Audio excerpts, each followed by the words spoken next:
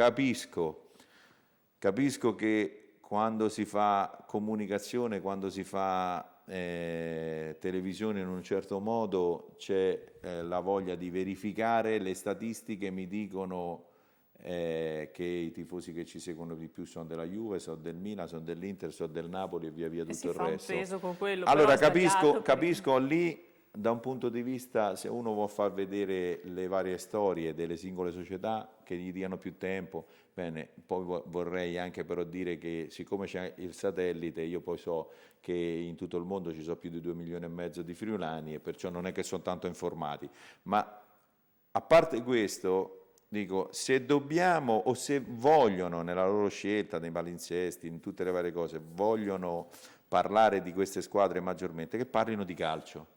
Nel momento però che si va a parlare di casi specifici, che sono di regole, che sono fatte di arbitri e di tutto quello che sono torti o non si parla per nessuno, e forse sarebbe la cosa migliore, o se si parla per tutti nella stessa maniera. Un torto che riceve l'Udinese, faccio per esempio, non può un tifoso o un arbitro che anche guarda vederlo all'una e mezza di notte, perché non ha valenza in confronto a un altro che serve per alimentare una discussione e starci un'ora sopra.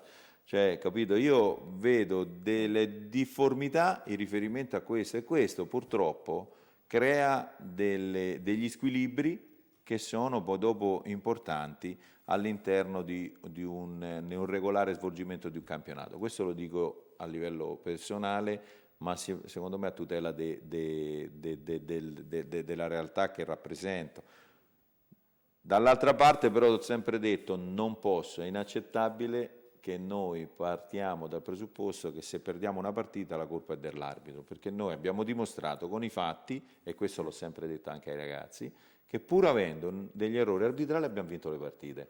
Questo significa che noi dobbiamo essere più forti di questo, più forti di quest'altro, più forti di tutta una serie di componenti che purtroppo possono darci degli elementi negativi. Questo è chiaro, ma ecco Eli, secondo te da giornalista perché così poca considerazione verso una società che comunque ha un peso specifico enorme? Perché come giustamente il direttore faceva no, ma sapere... l'ha sottolineato anche lui, cioè non è questione di scarso rispetto nei confronti dell'Udinese o del Cagliari o di altre società non metropolitane, è la legge del bacino d'utenza. Ma il bacino d'utenza paradossalmente dell'Udinese sì, sarebbe enorme, perché calcoliamo che è l'unica squadra del Triveneto, calcoliamo anche le vicine Austria e Slovenia, però calcoliamo il calcolo che fanno certe televisioni, non tutte. Ma è un calcolo sbagliato. Purtroppo allora. anche emittenti nazionali che quindi dovrebbero adottare una maggiore equità nel giudizio delle prestazioni delle varie squadre. Però è stabilito che la gran massa dei tifosi è del Milan, dell'Inter, della Juve, della Roma, perciò si parla a proposito e a sproposito di ogni singolo e piccolo episodio di queste squadre, perché c'è la massa dei tifosi che guarda questi episodi. Questo purtroppo è. Non penso che ci sia della malizia nel far vedere l'errore a danno dell'Udinese all'1 e mezza di notte. No, Ma io sono d'accordo con quello che ha detto. Si può pure parlare per ore di queste squadre, però che parlino di Del Piero, della storia di Del Piero, dei gol che ha fatto in quella maniera. Però se entriamo in uno specifico, che deve essere uguale per tutti, cioè parliamo caso specifico, Moviola, si devono far vedere gli episodi allo stesso orario, nello stesso momento e per tutti, perché sennò gli altri ci stiamo a discutere per un'ora e quando sono gli episodi per l'Udinese come per altre squadre, si sfiorano, cioè addirittura io non mi sono lamentato, ieri noi abbiamo perso meritatamente e non è la prima volta, oramai un po' mi conoscete, io sono uscito da Roma che potevo dar fiato alle trombe come diceva qualcuno in televisione, siamo rimasti in 9, ho detto abbiamo meritato di perdere, sono uscito da Genova dove c'è stato dato un calcio di rigore contro Genova che non c'era assolutamente. Sono uscito dal pareggio con l'Atalanta che hanno dato un calcio di rigore che poi ha sbagliato, che non c'era assolutamente.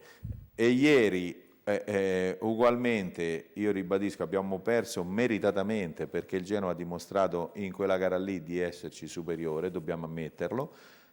Però io vado a vedere tutte le varie situazioni e guarda caso manca a livello nazionale un episodio eclatante che è quello del gol, il secondo gol del pareggio dell'Udinese contro l'Udinese che è fuori gioco. Allora voglio dire, questo perché? Non è perché ce l'hanno con l'Udinese, perché si prende con molta superficialità quello che succede all'Udinese, che succede come ho detto prima, Alle non al Cagliari, alla metropolitane. Reggina, così come non mi è sembrato giusto che la Reggina non aveva preso nessun calcio di rigore. Prende un calcio di rigore che per quanto mi riguarda, se esprimo un giudizio, è sacrosanto perché è il giocatore che si soccorre, che commette un'ingenuità allucinante, anda a fare È un stato intervento in quella contestato. maniera, e però si crea un caso che non ha senso. E allora è lì che scatta, secondo me, e questo è da migliorare, perché nelle altre nazioni non è il fatto mettiamo gli arbitri stranieri o facciamo. Nelle altre realtà questa sudditanza di chi fa comunicazione non c'è.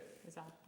Possiamo Questo. confermarlo che ad esempio in Inghilterra è completa, anzi c'è forse l'antipatia verso il forte di turno, invece in Italia In c'è effetti è l'esatto stato citato Del contrario. Piero, vediamo che per esempio il super gol realizzato da Di Natale, non ricordo l'avversario, Con la però Regina. lo stop al volo e il gol al volo, la Questo Regina come l'andata. non parlare, ecco, di domenica scorsa. era un gol se l'avesse segnato Del Piero sarebbe stato enfatizzato, questo Quello è vero. l'abbiamo Ma detto questa più è un'altra volte. sudditanza di domenica scorsa che io ho dovuto, e anche lì dovresti intervenire sempre, ho dovuto sentire per ore di trasmissioni parlare con tutta la stima e il rispetto di Del Piero e di Cassano e di mancare di rispetto al nostro calciatore che a Reggio Calabria aveva fatto 2 reti. Cassano aveva fatto un assist e Del Piero aveva fatto un gol su punizione.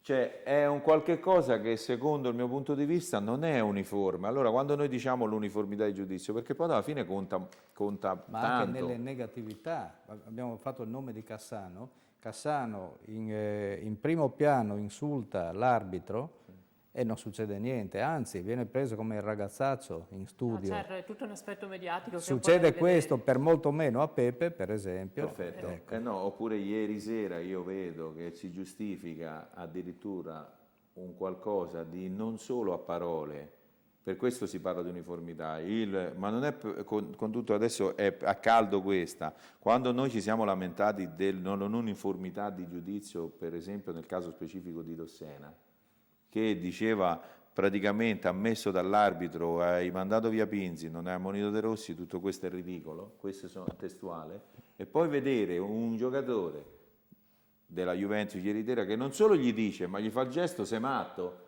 e non succede nulla, e in una trasmissione io devo sentire, va bene, ci mancava pure che tirava fuori, cioè, secondo il mio punto di vista non è coerente, non è uniforme. Allora, la realtà è È anche proprio diseducativo. fra apposta. l'altro. La realtà è però, mettiamocelo in testa, e questo dobbiamo capirlo, che non si può combattere tutte le settimane questo genere di cose. Uno ci prova, ho provato e ci proverò con tutte le mie forze, però la realtà è la sudditanza nei riguardi di questo tipo di realtà è creata da chi fa comunicazione. Certo, purtroppo noi dobbiamo anche chiudere perché il nostro tempo mi fanno segno che è terminato drasticamente, Bene. quindi dobbiamo assolutamente andare ai saluti. Speriamo però che il direttore generale torni perché i temi da approfondire sono veramente tanti e gli argomenti da toccare sono tanti. Speriamo di tornare in un momento un pochino più, ma non è che sia negativo, un po' più positivo magari dopo una vittoria. festeggiare qualcosa. Però comunque io sono abituato e sono coerente e anche contento di